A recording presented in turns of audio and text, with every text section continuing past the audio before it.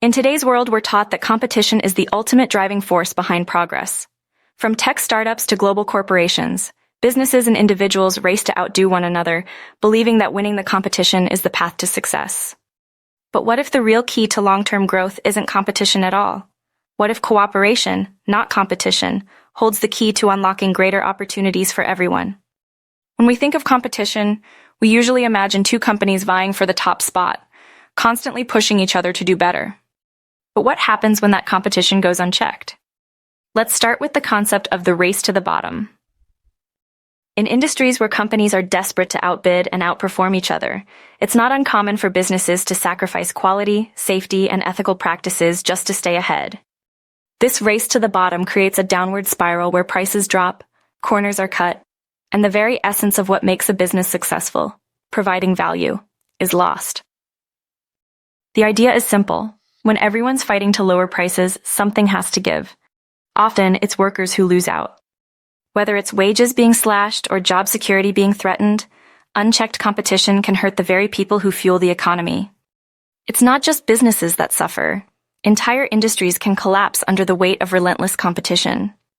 Smaller players get squeezed out, and resources become fragmented. In tech, for instance, companies may develop their own proprietary systems that can't communicate with others, slowing down progress rather than accelerating it.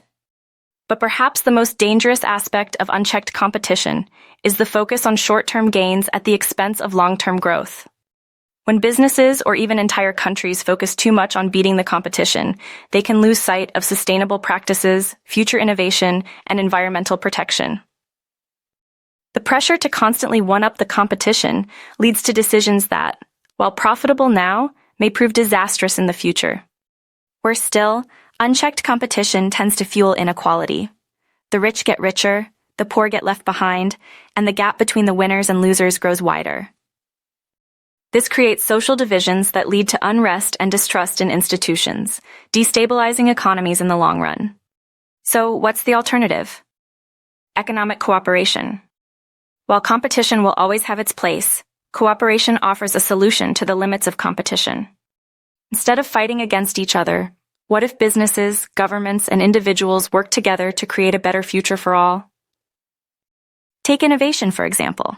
We often think of breakthrough ideas coming from individuals or competing companies, but some of the world's greatest advances have resulted from collaboration. Consider the development of the internet, the mapping of the human genome, or the eradication of diseases like smallpox. All of these monumental achievements were made possible through cooperation. And in the business world, partnerships between companies often lead to breakthroughs that wouldn't be possible through isolated efforts. Think about Apple and Google. While they're competitors in many ways, they also cooperate in key areas, like mobile operating systems and cloud technologies. This kind of co-opetition, where companies cooperate in some areas while competing in others, can lead to greater overall progress. So why can't we apply this to more areas of our economy? Another example is the way countries and businesses are coming together to solve global challenges. Climate change, global pandemics, and cybersecurity threats aren't issues any one company or nation can solve alone. The Paris Agreement on climate change, for instance, shows how nations can set aside their differences and cooperate toward a common goal. And it's not just governments. Businesses, nonprofits, and even individuals are finding ways to work together to tackle big problems. Take the fight against COVID-19, for example.